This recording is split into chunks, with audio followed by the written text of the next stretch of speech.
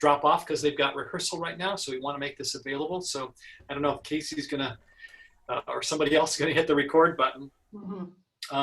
And as everybody knows, we're all looking for that way that we can sing together in these days virtually. And it's become kind of the holy grail to find that tool that allows us to do it. We've got some brilliant software developers and entrepreneurs as our next guests. So Jacktrip is a free open sourced software, and it's developed by Stanford University music professor Chris Chafe and his colleagues. Jacktrip enables virtually real-time sound streaming over the internet, and it reduces latency, which is that annoying time delay. The executive committee sang to Rollo a happy birthday the other day, and it was a train wreck of epic proportions because of latency. And he still came to today's meeting, so thank you all. But these folks may have cracked the code on that, and the technology is being tested by the Ragazzi Boys Chorus with some wonderful results thanks to a parent of one of the young singers. So we're going to have Chris Chape, who's the director of the Center for Computer Research, Music and Acoustics at Stanford University. Mike Dickey's a software developer and board member of Ragazzi Boys Chorus. Kent Ju is the artistic and executive director of Ragazzi Boys Chorus, and Travis Rogers is the young men's ensemble director of Ragazzi Boys Chorus. So Casey, I hope you can just magically turn it all over to them. And thank you for joining us.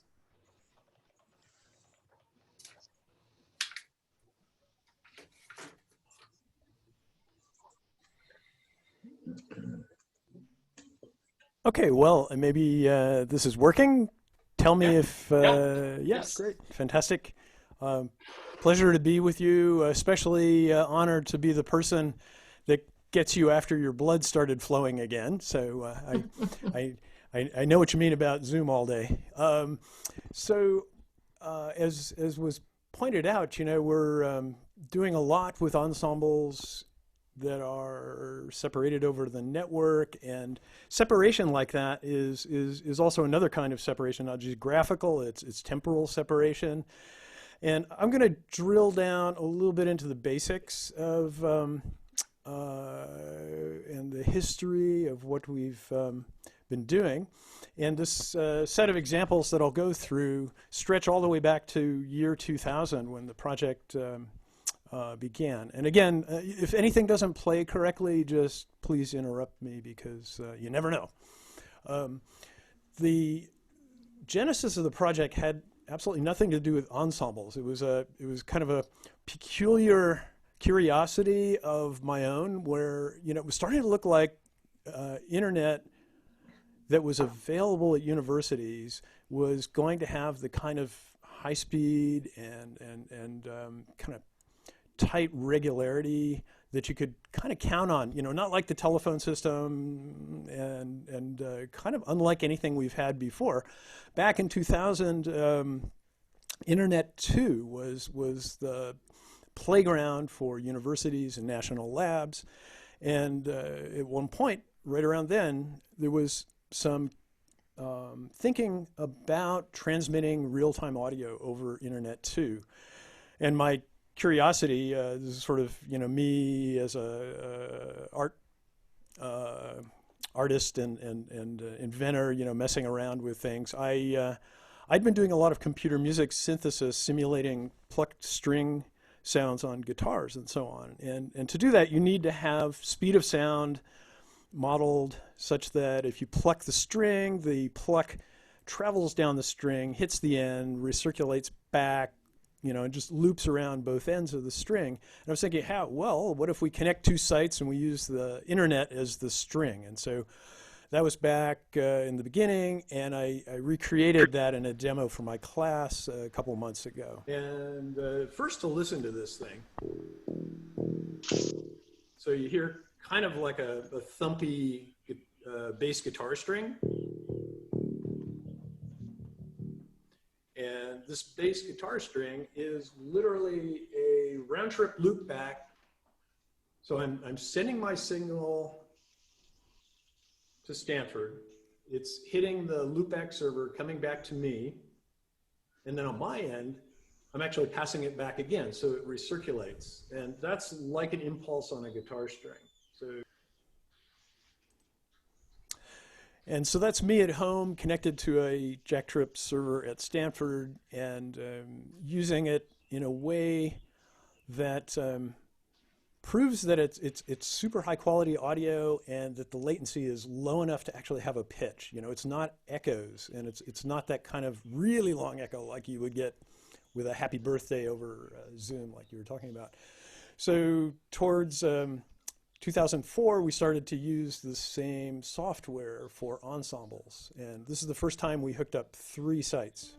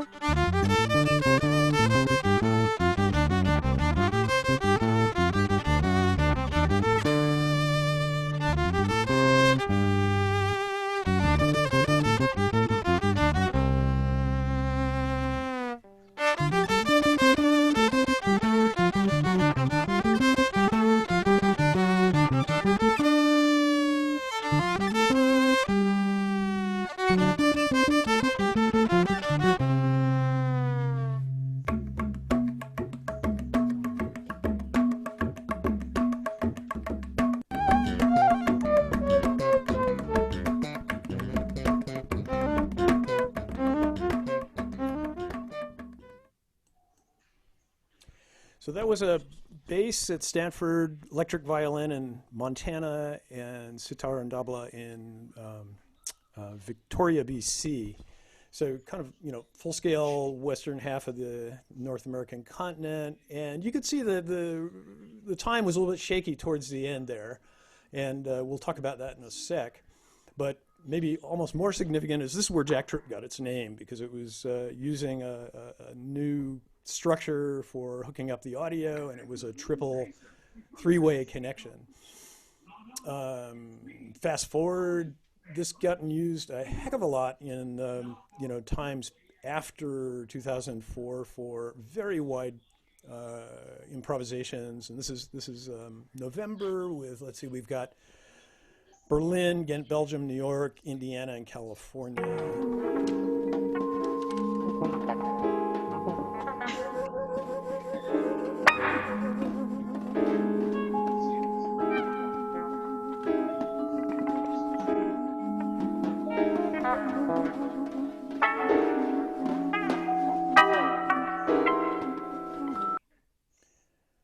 And you know, certainly lots of improv and such like. And I've got a freeze on my computer. Go Windows.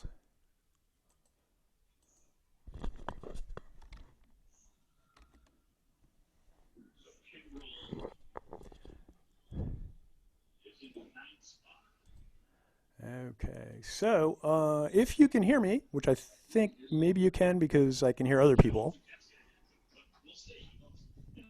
I would advise going on to your next presenter because I'm going to have to do a bit of a reset on this machine. Well, because Chris, you and the team are our final one of the day. We can, is anyone else able to jump in here, because for Kevin, thought on this? Great, yeah, I hear Mike. Yeah, hi, this is we have a few people from Jacktrip and Ragazzi to talk today, so I could go next. I first encountered Jacktrip and all the different technologies that are out there related to audio over the internet really only a few months ago. So I'm fairly new to all of this. But the reason that I got involved in it was by way of Ragazzi. In particular, my son's a member of the Ragazzi concert group chorus, and I'm a board member of Ragazzi. And when we had to shut down activities back in April, I started thinking, well, how can I use my entrepreneurial technology background to try to help out and try to come up with a solution that the chorus can use to continue as much as possible. We knew that it wasn't going to be as good as being in person, and likely this technology will never be as good as being able to sing and perform in person.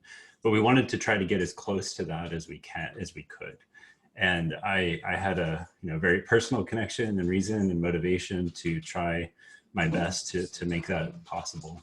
So I started looking at what technologies were out there and available, and started looking at different projects. I started trying different software applications, and also a lot of different audio devices and technologies. And I'm a tech geek, so I found it to be a lot of fun. I was doing this increasingly, starting out just here and there as a hobby, part-time, and it continued to consume more and more of my time as I got deeper into it. And I just found it a really fascinating area. I've always been a great lover of music and a musician myself, and the idea of being able to kind of combine both of those worlds, both my technology background and expertise with the music world, was incredibly compelling for me. And I stumbled across Jacktrip in that research. I found out that it was a great project out of Stanford. I started trying it out, and as a technologist, I really appreciated the core technology more than anything else that I had found out there.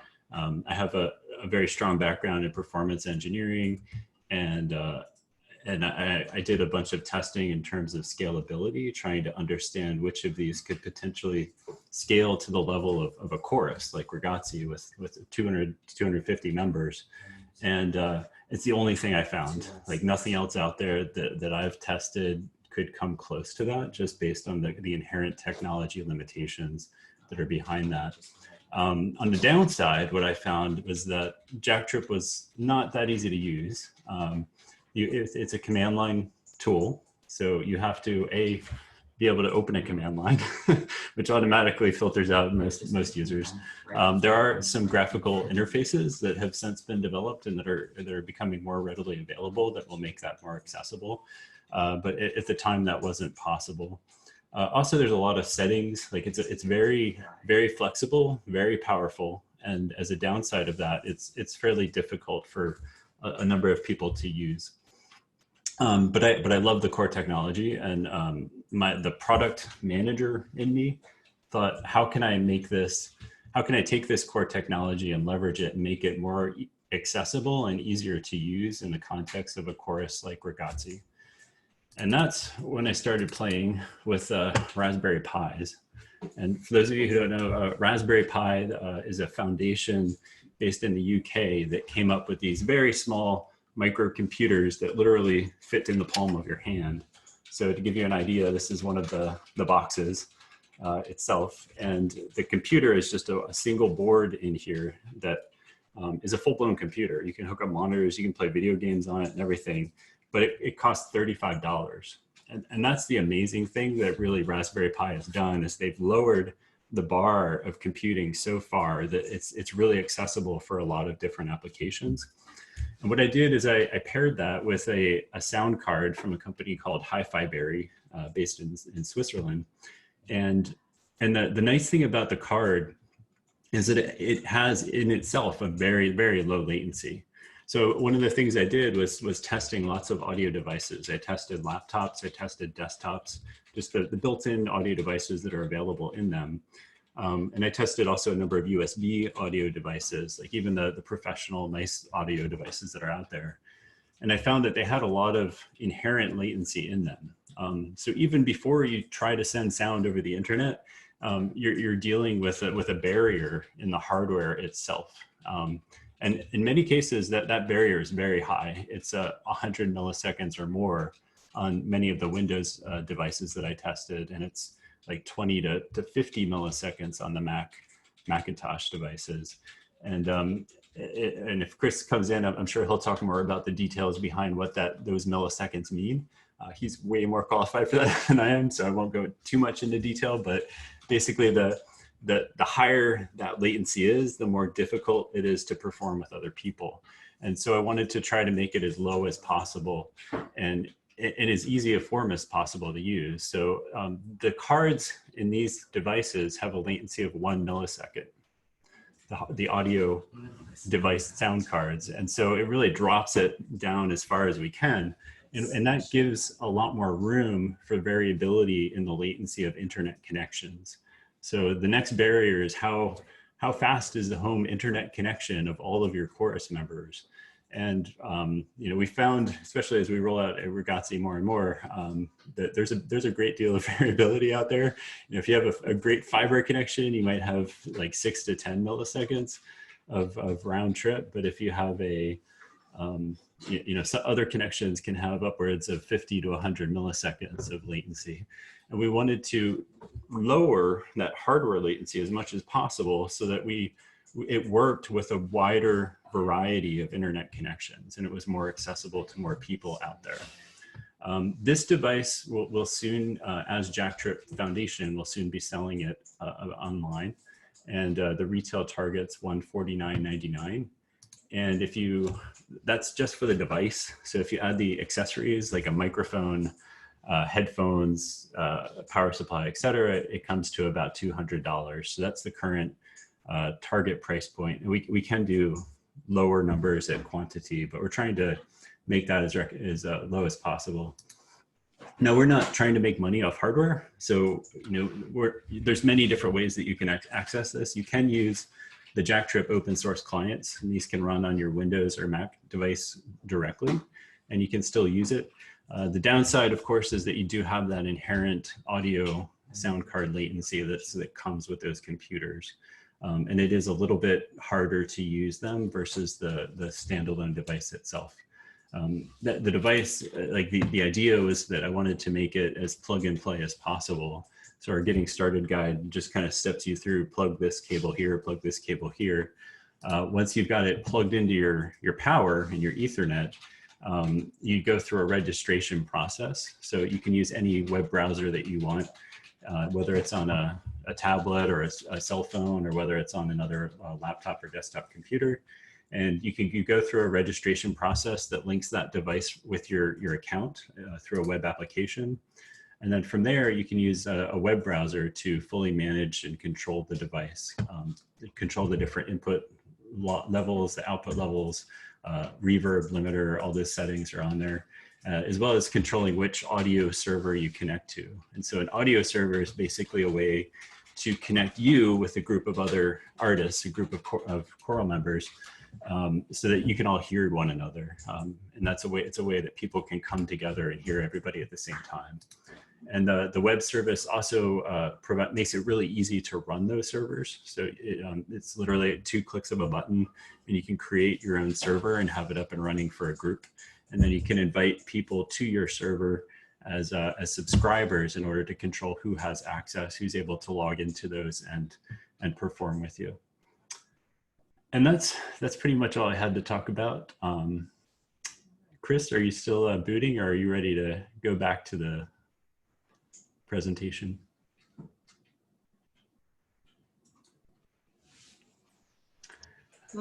Mike, let me jump in. While Chris gets back here, are we going to hear some audio of Ragazzi, how it's actually deployed and how you're using it every day? Sure. This is Kent Ju. I can talk a little bit about that. I'm the executive and artistic director with the Boys Chorus. We have, as Mike said, about 250 boys. And I just cannot express enough gratitude to Mike for his expertise and his skill and his generosity in time. We feel like we have such a gift here, and it certainly is not easy at all. And it seems like every day there's a new issue that pops up for all of us, but the boys are singing, and it's pretty incredible. I'll just pick up where Mike left off. So he felt like he had a workable system, and so we were fortunate to have 200 of the kits donated. And of course, I know that cost is an issue for everyone, and even so, the internet accessibility is an issue. And, you know, it's my job to make this program accessible to every single one of our boys. And I've really, really pushed that. Right now we are, we're getting families to look at their internet connection. We have it deployed to 88 of our boys. We're down to maybe 4 or 5 left. And we know that we're in a really rich area of internet connection where it's really just an issue of how do you get it into your house, not does it exist or not, which sort of comes down to money, I guess. But we have a couple of boys who are, you know, working in other places while they get their internet checked out. And we are still continuing to work on those 5 boys. Within 48 hours, we had deployed, parents had come, and granted in California, we at this time were still in sort of a lockdown situation. And within 48 hours, we had 98 of the kits in their family's home, and they were hooking them up. And after they hooked up, there was a certification test to make sure that it was working in the way that we wanted it to. And then we deployed our first rehearsal. And I hope Mike doesn't mind this, but you know, we had the 55 boys. This is after several iterations of 12 boys over the summer. And the first group to go was Travis, who's here, and his YME group. And, you know, the server crashed off the bat. And, you know, as Mike said, it took 2 or 3 tweaks, which was a simple thing. But when you're staring at 55 boys, that's, you know, who are enthusiastic and excited for this moment, that can be a little rough. And I think what we've learned is a little bit more of the pioneering spirit that, you know, we are going to go through. We're part of the trial, and we are given this gift to be part of the trial. And bumps along the way are part of the process, and it's part of the sort of, I guess, Silicon Valley techie experience. And again, we've had so many comments and emails that I've read to the boys that are thanking us for doing this, because we all know how much on the back end it's taking for the tech help and the tech support. And we're buying new equipment all the time, and this isn't in our budget, but you know, we're just going for it. I hope we're continuing to go for it. Anyway, you know, we had it all hooked up, and the second rehearsal actually didn't go that well either. But then the clip that you're going to hear was the third rehearsal, and I don't know, it was pretty magical. Casey, do you have that clip?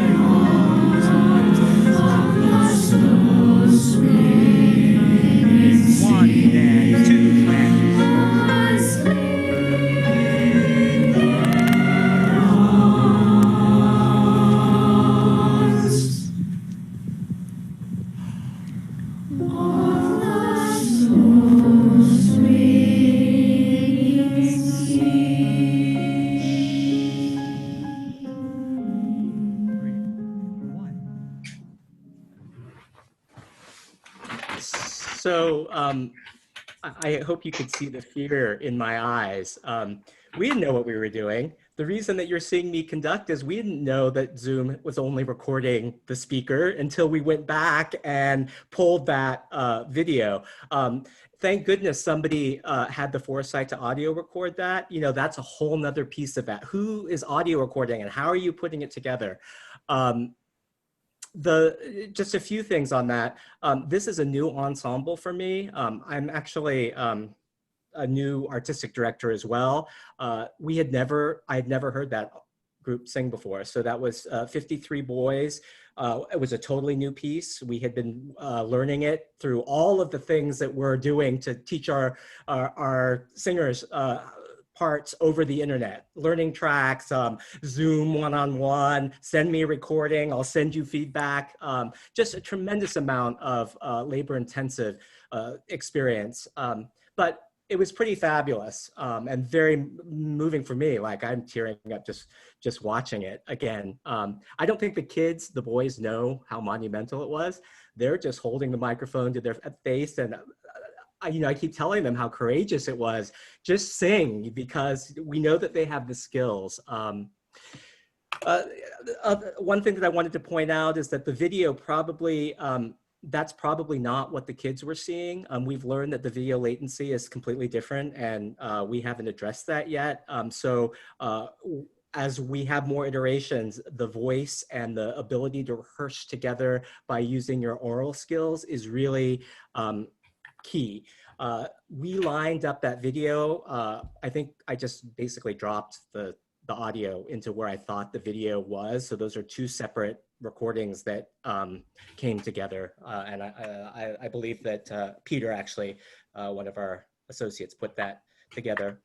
Some other things that we've learned along the way, we've sort of instituted now as we call it a Zoom traffic controller. So the boys, and this we learned from some of our other remote learning experiences, that if boys have tech issues, that they speak through chat to one person, and then that person is the central sort of person who feeds them in a breakout room to somebody else who then deals with the tech issue. So that is, those are two other, I guess, personnel people that we've never had before who are now part of our rehearsal. As Mike learned, internet speed is not the only issue. I'm not sure what it is, but things go in and out. And sometimes a boy who is with us and doing a great job all of a sudden has issues. So then we try to figure it out by putting him in a breakout room with an adult. And all I can say is that every rehearsal is new. Every rehearsal presents more challenges. I'm thrilled to be in this process. I am so grateful to Mike with his time and expertise to put us on this journey. And it's just incredibly moving. I think Travis Rogers is here. He's the Young Men's Ensemble, our high school group. He actually has the most experience with conducting. Travis, did you just want to say a few words on what it's like? We found out with the latency in the video using Zoom, it's just enough to where it's really difficult in live to do the conducting. Basically, I give them an entrance and give them a cutoff, and that's about it. We're counting them in normally when they come in. And then just be aware that on Zoom, we're seeing them video on a gallery view, so that replicates what we want to see to where you're able to demonstrate things during the rehearsal as well. Be aware of the fact that this is a hardwired connection too. The part of the kit is an Ethernet cable that directs right to the modem and router into the machine. The signing up on the website to get on is really quite easy. And as a choral director, guys, the coolest thing about this that I can tell everybody is it works. You hear everybody sing, you hear everybody sing together, you're able to make changes, just like regular rehearsals if you had them in the room. And the fact that they're able to hear each other is just brings a great deal of joy, and it's the closest sense of community that we've had since the shutdown in March with the shelter-in-place restrictions that we've been dealing with. Mike and Chris, can you take us into the the what's next for this software, how it might be developed, how it might be rolled out, and also the role of the foundation you've got. These kinds of things. We're going to open it up to questions, but that's you know, that's really pressing on my mind right now. And bravo as well for getting it this far. It's amazing. Cool. Thanks for that. And I'm going to just point out that this slide deck is in the chat window now. So if you want to go back, hear some stuff in a sort of easier to listen to format than broadcasting over Zoom right now, it's there for later. And one of the things that I was going to play for you has to do with those milliseconds that were referred to. And I think, in talking about like where this goes next, it's always going to be chasing milliseconds. Now, this duos in the lab that you can listen to on your own, you're going to not be able to hear it very well on Zoom because Zoom's going to cut out the sound of clapping probably. But listen to two individuals trying to lock together.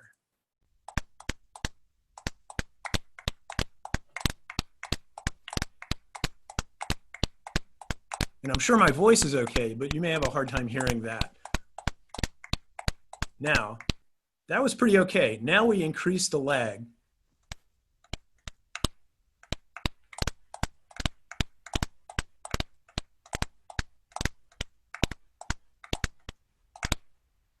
Sam, I haven't ever, I'm just wondering if there's something going on. So indeed, this was a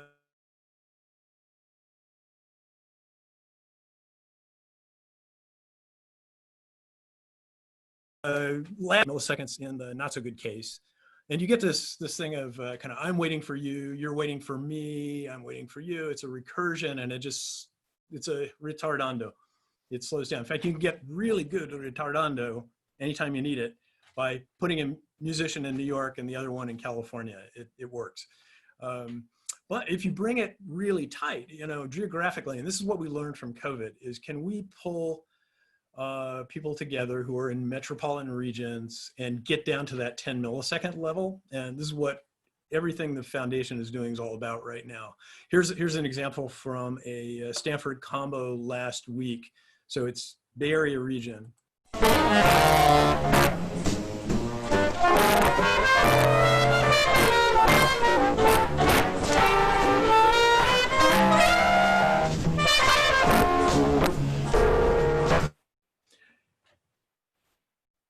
So what we're doing is seeking to shave milliseconds, in all of the work. And, on the software side, we know some things that need to happen next. Absolutely in terms of the sound stage as well. So how you hear yourself in headphones in a stereo spread makes all the difference for your sort of comfort as a musician. And I apologize again for subjecting you to yet another Chris experiment with Zoom. I thought I had it this time. What I'm trying to do is use the new Zoom music mode, which doesn't compress, doesn't duck the sound. It doesn't compress it in the other way that we're used to, but it does still compress it, but it's a much cleaner compression. Unfortunately, it's not doing stereo, and this is going to be problematic yet. So well, let's, if it's okay, let's open it up to questions at this point. We've got about 5 minutes. Catherine, we could take this one a little bit longer, or because we're going to break after this. But I know we got some people who are just chomping at the bit to ask. It's a great time for that. So microphone is open, folks.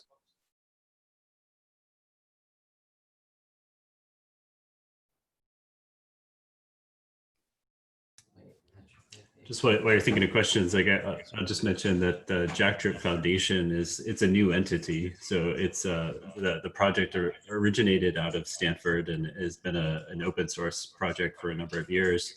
And when I started digging deeply into Jacktrip, I started to get to know Chris and other people at Stanford, and we had a common vision, common goal, where we thought this was the right time to really roll it out and make it available to a large number of people.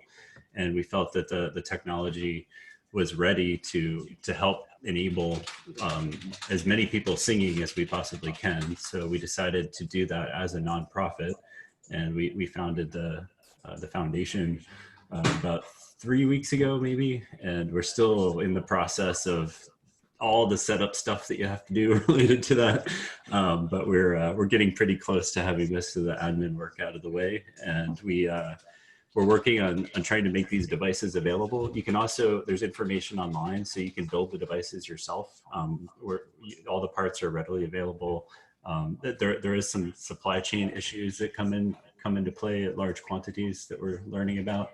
But you can also use different sound cards, and you can also, as I mentioned, use the open source clients. So there's a few options, and we'll make the devices available pre-assembled with all the software preloaded and everything available for order pretty soon. And we're also going to be making the web application available within the next few weeks. Rollo, did you have a question? Yeah, I did have a question about, everyone's making music. First of all, this is fantastic, and thank you so much for sharing this, and I'm really excited about the possibilities.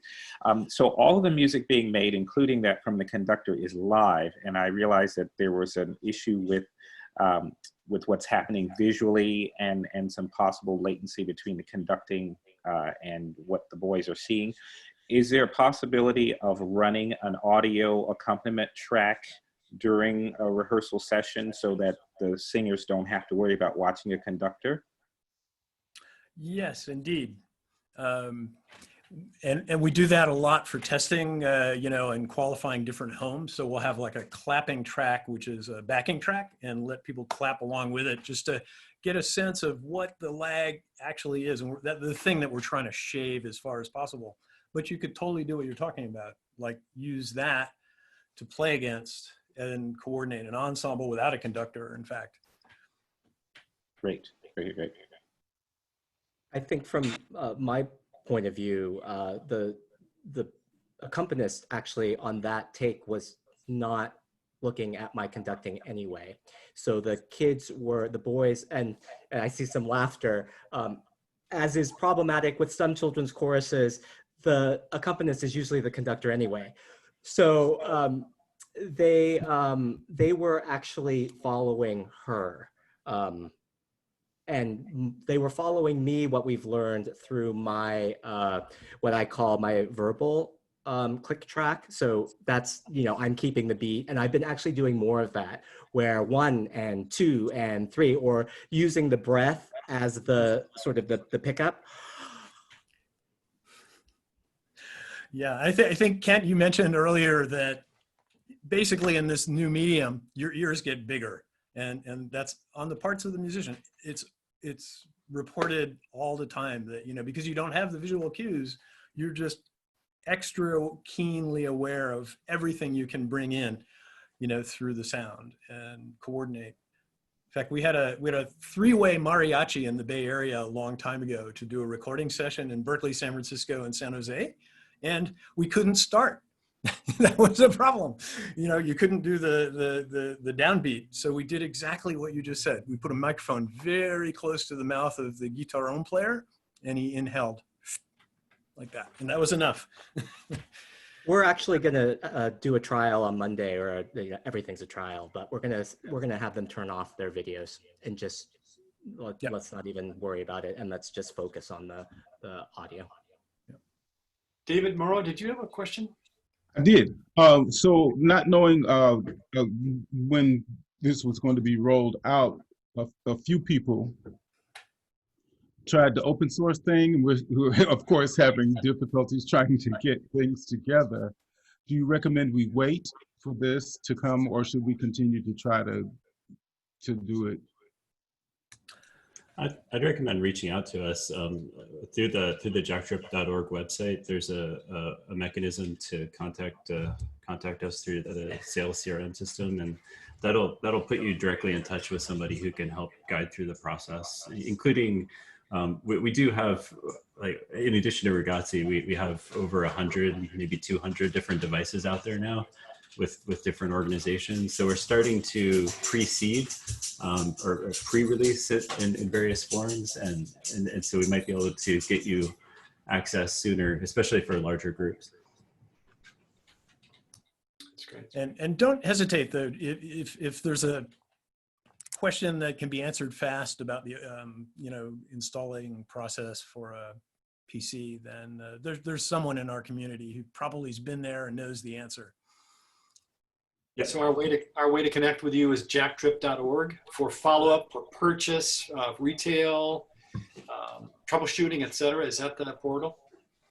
Yes, yeah, there's a link on that site too at the top right corner, I think, that's for help or support. And that'll take you to a site where you can get in touch also with a broad, it's maybe about 20 different people from the community who are acting as volunteers to help people use the software and get up and running with it.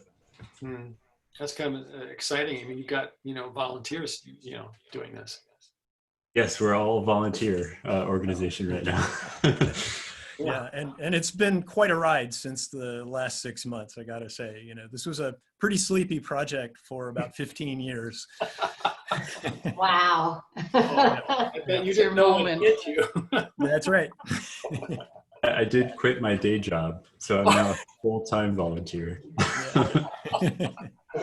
You're making the big money as a full-time volunteer, aren't you? Oh my God. Gentlemen, thank you very much. So I'm going to encourage my fellow board members to just write down jacktrip.org if you want to follow up directly. I see that we are still recording on this.